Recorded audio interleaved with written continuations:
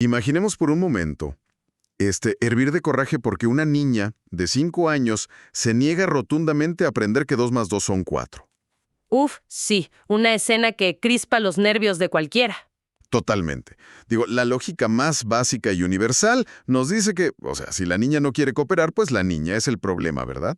Claro, es el instinto natural, echarle la culpa al que no hace caso. Exacto. Pues hoy vamos a destruir esa lógica por completo. Bienvenidos a este análisis profundo. Hoy tenemos una misión fascinante, utilizando material del canal de YouTube de Moz. Ajá, específicamente sobre un curso de milagros. Así es. Y nuestra misión para quienes nos escuchan hoy es desentrañar por qué nuestro enojo jamás, y le hace bien jamás, es culpa del otro. Sí, eso está muy fuerte. En realidad, resulta ser un espejo implacable de nuestra propia mente. De paradigma radical. Muy radical. Sí, porque a los seres humanos la verdad nos encanta la comodidad de pensar que nuestras emociones negativas son causadas por factores externos. Es más fácil, ¿no? Claro, es súper reconfortante decir, yo estoy bien, el mundo está mal. Pero lo que vamos a hacer hoy es quitarle el velo a esa ilusión. Exactamente. Y por eso, para quienes nos escuchan, guarden sus libretas de, digamos, los típicos 3 consejitos superficiales para tener paciencia. Sí, aquí no vamos a hablar de respirar hondo. No, ni de contar hasta 10. Vamos a ir directo a la raíz psicológica y espiritual de la frustración. Así que, bueno, vamos a desempacar esto aterrizándolo en el caso práctico que nos presenta nuestra fuente. Me parece perfecto. El caso de Magdalena. Ajá, tenemos a Magdalena. Ella está intentando enseñarle los números a su hija de 5 años. Se sienta con toda la disposición del mundo, pero la niña, pues, simplemente no quiere. Se distrae, mira a otro lado. Sí, se cierra por completo. Y Magdalena empieza a sentir cómo le sube la temperatura. Se llena de coraje. Una escena súper clásica es, el caldo de cultivo perfecto para la frustración humana. Y se repite en miles de casas y salones todos los días. Sí, pero a ver, aquí es donde entra mi resistencia inicial. Y creo que es la resistencia lógica que tendría cualquiera de nosotros al escuchar esto. A ver, cuéntame. Pues que Magdalena está enseñando algo que es una verdad objetiva. Digo, los números son hechos. Ajá. El 2 tiene forma de patito. El 3 son 2 pancitas. Eso no es debatible. Ella los conoce. Y la niña es la que está bloqueando el proceso. Entonces, ¿por qué la fuente sugiere de manera tan contundente que Magdalena es la equivocada? Ella tiene los datos correctos. Y justo esa, es la trampa en la que caemos todos. Para entender por qué Magdalena está equivocada, necesitamos un poquito de contexto. Ok. Un curso de milagros, que es el texto base que Moses explica en el video, es un marco psicológico y espiritual que voltea nuestra percepción de cabeza. Literalmente. Sí, su premisa fundamental es que todo, absolutamente todo lo que vemos en el exterior es una proyección de nuestro estado interno. Ok. Y bajo esa lupa llegamos a la lección 110 del curso, que es el núcleo de este argumento. A ver, detengámonos ahí, porque me sigue sonando contraintuitivo. ¿Cómo aplicamos esa lección a una mamá que solo quiere que su hija cuente? Pues la lección nos dice que el error no tiene absolutamente nada que ver con los números. ¿Ah, no? No, Magdalena no se enoja por la actitud de la niña. Se enoja porque ella misma, Magdalena, está equivocada en su mente y no lo quiere aceptar. ¡Wow! El enojo, según este curso, es siempre un signo de que estás viendo algo que no está ahí. Es una percepción distorsionada. Se inventa el problema en la niña. Exacto. Magdalena ve una supuesta equivocación en su hija para no tener que lidiar con su propia desconexión interna. Híjole, sigo necesitando que me convenzas. Porque, a ver, si yo estoy en la oficina intentando enseñarle a un colega a usar un nuevo software. Ajá. El colega no pone atención. Mi mente luego dice, este tipo es un incompetente. ¿Me estás diciendo que esa incompetencia que veo es un invento mío para protegerme? Totalmente. Y la fuente lo llama el uso de la transferencia. Transferencia, ok. Es un mecanismo de defensa brillante, pero súper destructivo. Mira, el ego humano se alimenta de tener la razón y sentirse superior. Claro. Cuando Magdalena ve a la niña fallar, o cuando vemos al colega fallar con el software, nuestro ego dice, yo soy el que sabe, yo tengo el control. Sí, nos sentimos los jefes. Exacto, pero cuando el otro no aprende, esa ilusión de control se rompe. Y admitir que nuestro método no funciona, pues implica que nuestra superioridad es falsa. Ah, ya va cayendo el 20. Haz de cuenta, como intentar esconder la basura debajo de una alfombra que es transparente. Qué buena analogía. Digo, por más que barras la mugre mental y la empujes hacia el lado de la otra persona, señalándole y diciendo tú no aprendes, Ajá. pues la mancha sigue siendo tuya. El desorden y la incapacidad de comunicar son tuyos. Y lo fascinante aquí es cómo la mente hace malabares impresionantes para evitar sentir esa humillación. Uf, sí. Y para ilustrar esto, la fuente usa una metáfora que es, bueno, bastante gráfica y escatológica, pero brutalmente precisa. Ah, sí, la famosa metáfora del pez. Cuando la vi en los apuntes, la verdad me sacó una carcajada. Es que es buenísima. Sí, pero luego te deja helado porque tiene una honestidad abrumadora. Es una imagen que no se te olvida. Mois explica que el enojo surge porque ha vuelto a flotar en el riachuelo de nuestra conciencia lo que él llama, con todas sus letras, el pez caca o el mojón. Un concepto muy académico sin duda. Exacto, muy elevado, pero súper ilustrativo. Imagina que la conciencia es un río de agua cristalina. De pronto, la persona ve esa suciedad. Su propia suciedad. Sí, su falta de amor propio, su impaciencia flotando ahí. Y al verla, se horroriza y dice, a ver, esa cagada yo no la quiero ver. Qué fuerte. Le incomoda muchísimo porque rompe la imagen perfecta que tiene de sí misma, así que hace todo lo posible por esconderla, por empujarla hacia el fondo del agua. Pero ¿qué dice la física de los fluidos? Pues que lo que intentas hundir a la fuerza, tarde o temprano sale a la superficie, y con más impulso. Exactamente. La física emocional no perdona. No perdona nada.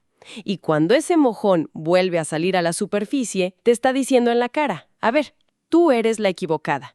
Pácatelas. Tú eres la que no tiene paciencia. Tú eres quien no enseña con amor. Y ahí es donde entra lo que la fuente describe maravillosamente como un truco chingoenchón de la mente. Me encanta esa expresión.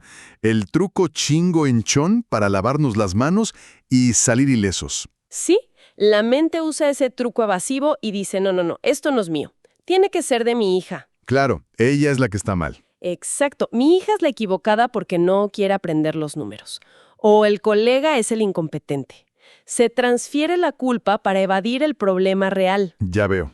Y el verdadero problema, la verdadera equivocación, no es que la niña rechace las matemáticas, es la elección del adulto de negar lo que Dios le dio, negar su capacidad de amar y operar desde el miedo en lugar de la conexión. Híjole, pero a ver, si aceptamos que nosotros somos el origen de toda esta basura mental, nos quedamos súper vulnerables. Sí, completamente expuestos. O sea, destruye nuestro papel de víctimas, pero también nos deja un problema práctico enorme para todos en el día a día. Porque, ok, ya entendí que el enojo es mío, Ajá. pero la niña sigue sin saber los números. El colega sigue sin saber usar el programa. ¿Qué hacemos entonces? Esa es la gran pregunta. ¿Nos rendimos y dejamos que la ignorancia reine para no estresar a nuestro ego? ¿O qué onda? Esa es la pregunta del millón, y aquí es donde la plática da un giro brillante hacia la solución pedagógica. A ver. Porque una vez que diagnosticamos el problema, Mobatsi lanza una crítica durísima a lo que llama la pedagogía de la obligación. Uy, que básicamente es la frase favorita de la educación tradicional. Esa de, siéntate, cállate, abre el libro y repite hasta que te lo prendas. Precisamente. La fuente señala que es un fracaso absoluto decirle a alguien, siéntate, lee los números primos y luego los impares. Y claro, si no lo hacen, nos enojamos. Exacto. El adulto se frustra y grita, ¡ay, ya te lo dije 1000 veces! ¿Por qué no aprendes? Desde esta perspectiva, eso no es enseñar, es tiranía disfrazada de educación. Oye, y aquí es donde la cosa se pone realmente interesante para quienes nos escuchan. Porque si analizamos esa pedagogía de la obligación, nos damos cuenta de que es el camino fácil, ¿no? Totalmente. Es la salida floja. Es muchísimo más fácil exigir obediencia que despertar curiosidad. Digo, nos ahorra el trabajo creativo, nos evita ser empáticos. Sí. Simplemente damos una orden como un dictador de pacotilla y esperamos sumisión. Y yo me pregunto, ¿esta falta de inspiración de los adultos no es en realidad pura pereza mental maquillada de autoridad? Fíjate que es una observación profundísima. La autoridad sin inspiración es en esencia pereza mental. ¿Sí? Y también es miedo. Miedo a perder el control si nos bajamos de nuestro pedestal. La fuente lo deja clarísimo. La única clave real para transmitir conocimiento es la inspiración. E inspiración, ok. Si de verdad quieres ser un buen maestro, el aprendizaje tiene que ser una experiencia atractiva, tiene que ser divertido. Y el ejemplo que da el propio Moss me pareció fantástico y aparte muy humilde.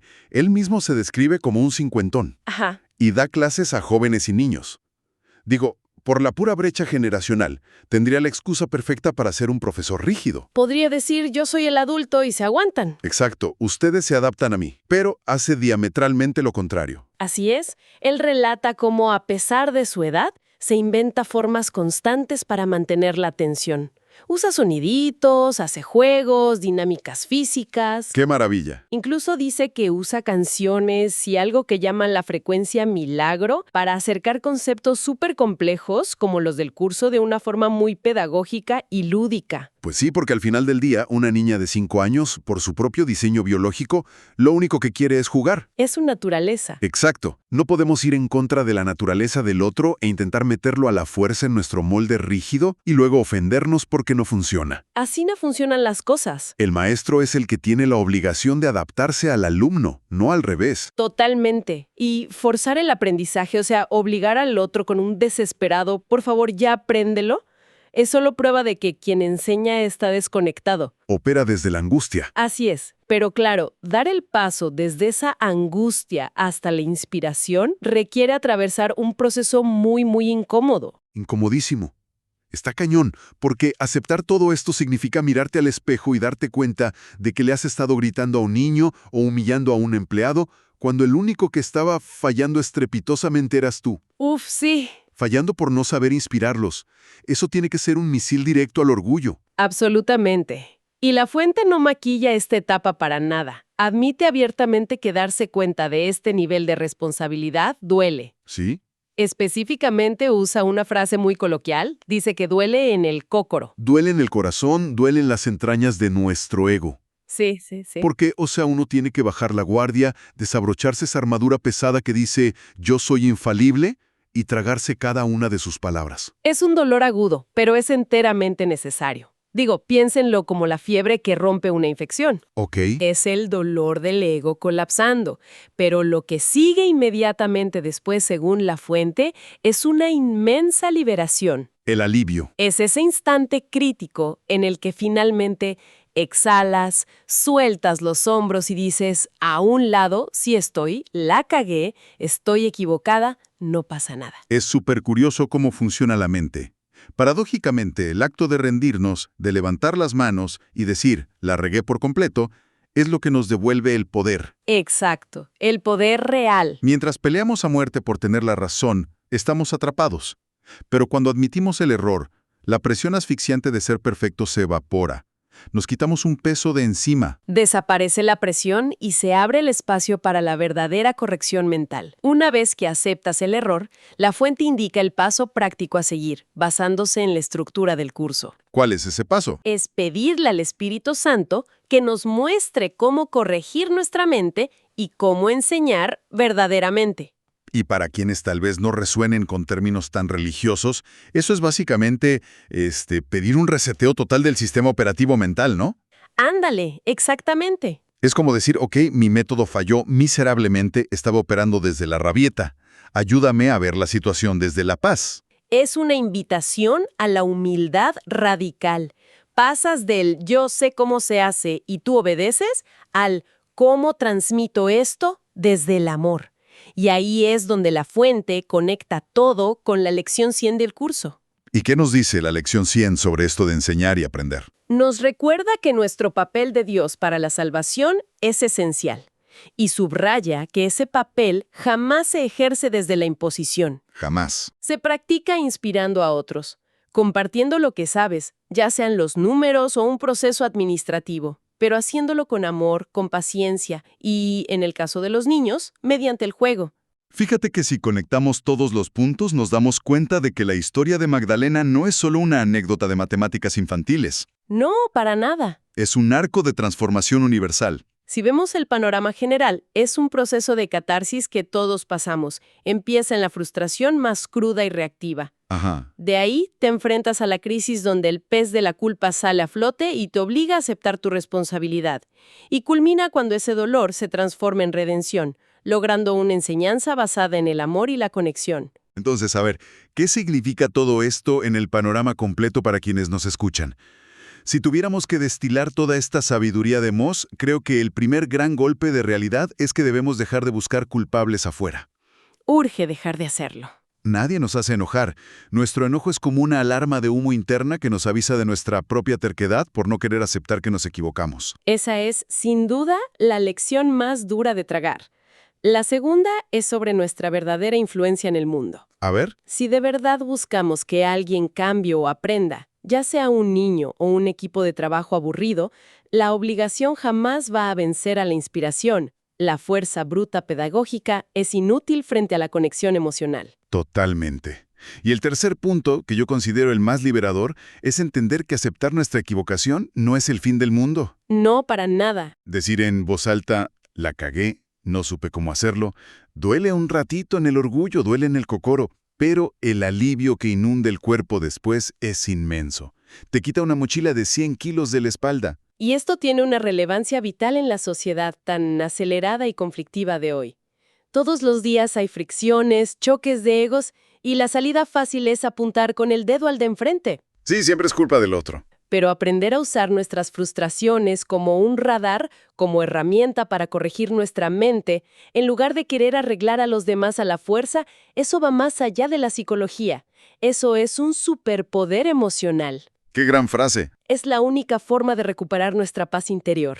Es, dejar de ser víctimas reactivas de las circunstancias para volvernos dueños de nuestra experiencia. Es un cambio de lente absoluto. Sí, sí, sí. Dejamos de ver alumnos rebeldes o enemigos y empezamos a ver una oportunidad brillante para sanar nuestra mente. Y bueno, ya que desarmamos toda esta dinámica del enojo, la culpa proyectada y la inspiración, hay algo que queda flotando en el aire. Así es. Una implicación de todo esto que trasciende el simple hecho de lidiar con un berrinche o enseñar a contar.